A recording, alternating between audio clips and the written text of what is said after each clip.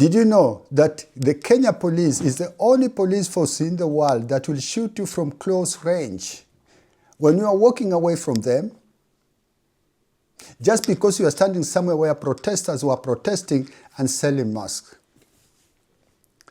Did you know that Kenya police is the only police force that will arrest you, torture you, and murder you for exposing a senior police officer of corruption? Something that indeed in other countries on the world they'll take you as a hero for exposing a senior police officer, a corrupt police officer, to the public. Did you know Kenya is the only country, you as a victim, if you go to report a case, the police officer will demand some bribe before he attends you? Did you know that Kenya is the only police force in the world where your tribe matters? And did you know Kenya is the only country in the world where a police officer will stop you for a minor offense, switch off your engine, take the car keys, and pocket is in his pocket? Yeah, these are all facts. It happens in Kenya. You can't believe it, but it's true. These are all facts that happen in Kenya. Kenya police are always famous in breaking law, but this time that they're breaking laws against themselves, that shows how these guys are being trained, man. I don't know how these guys are being trained. Law number one in the forces: never leave a wounded colleague backwards. And that's exactly what they were doing yesterday. They were being cornered. I saw a video, they were being cornered with the lady colleague. And they were just running, leaving the lady colleague alone, being beaten by protesters. Never saw that in my life. And then there was another police officer who was left alone. And the police truck was moving away from him. He was left alone with protesters and they were beating him. How can you do that? It's normal with Kenya police. They have been breaking laws and laws and laws and laws. Leave alone taking bribe and soliciting money from the public. That one, they will know everything. Police brutality, we know everything. But there are some things that they do sometimes that you wonder, is this really a trained policeman, or is it just somebody who was given uniform and a gun to walk around the street and pretend he's a police officer? Why are police officers like that? Police officers in Kenya are the least educated people in Kenya. I mean, the qualification to join a police force is a D+, which is completely total failures of high schools. And the only criteria that they go through to join the police force is physical fitness. So long as you can run, you can do some push-ups and everything, and you have a D+, already you have the criteria to join the police force, nothing more. And a good conduct of police that you don't have a criminal record. Which is a little bit, disturbing, because a police officer is somebody who has got a lot of responsibility. And to pick somebody to be a police officer, the scrutiny must be much more. These are people who will be given guns to protect people. These are people who will be given the responsibility of keeping peace in the whole country. But why is it like that? Why each and every regime in Kenya, when they are campaigning, they are talking about revamping the police force and making it a much better functionable force. But when they are in power, it's totally different. They just keep on the same police force and the same things. I'll give you an answer. It's very simple. Somebody who is not educated is very easy to manipulate compared to somebody who's got something up here. And that's why right now, if you see the protest in Kenya, the people who are demonstrating, the GenZs, those are people who hack computers. They are educated. I don't want to talk about hacking computers. They are doctors, they are journalists over there. They are people who are with university degrees. And the people who are suppressing them, these are the D+ people, the police officer.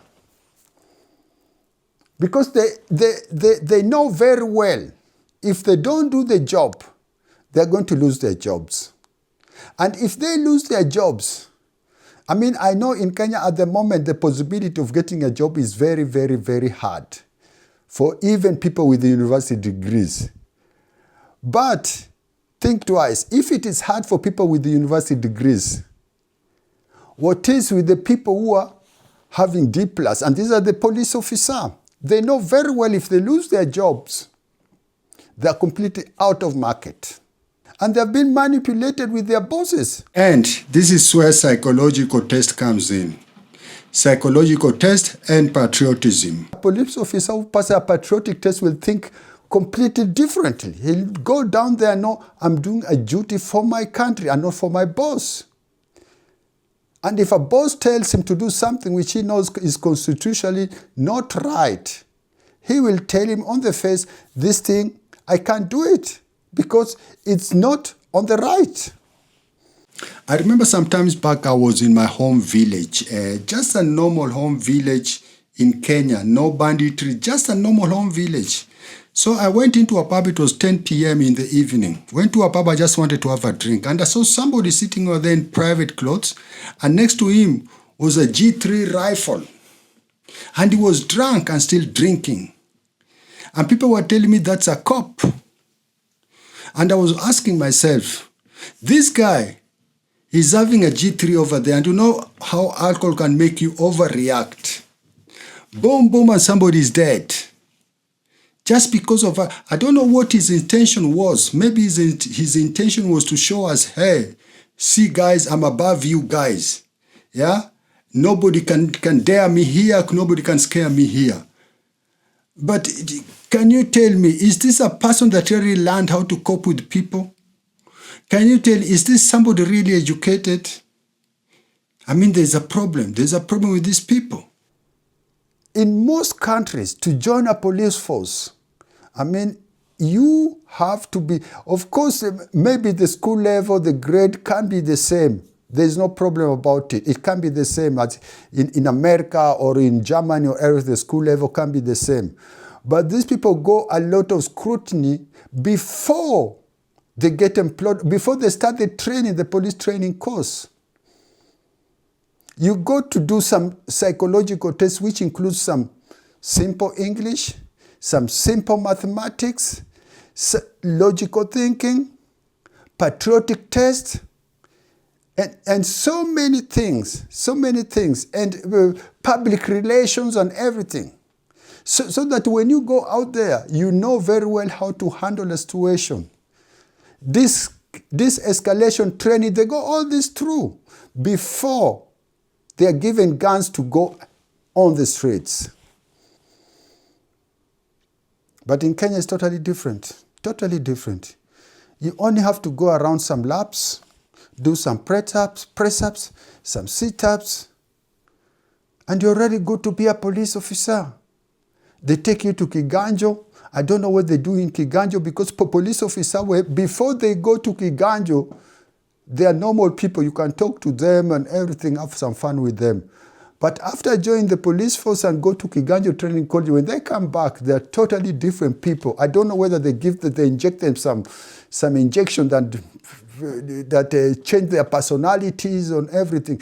They are completely different people. And that's why people are afraid of Kenya police. They see them as enemies in Kenya. In Kenya, people would rather execute mob justice than call the police. Because they know, if you call a police and this person who did you wrong maybe got money, tomorrow you'll see him walking on the streets. The story of Kenya police is long and long and long and long and long. Let me tell you a story, because there was an incident that I came to saw when I was in Kenya sometimes back. It was 3 or 4 years ago.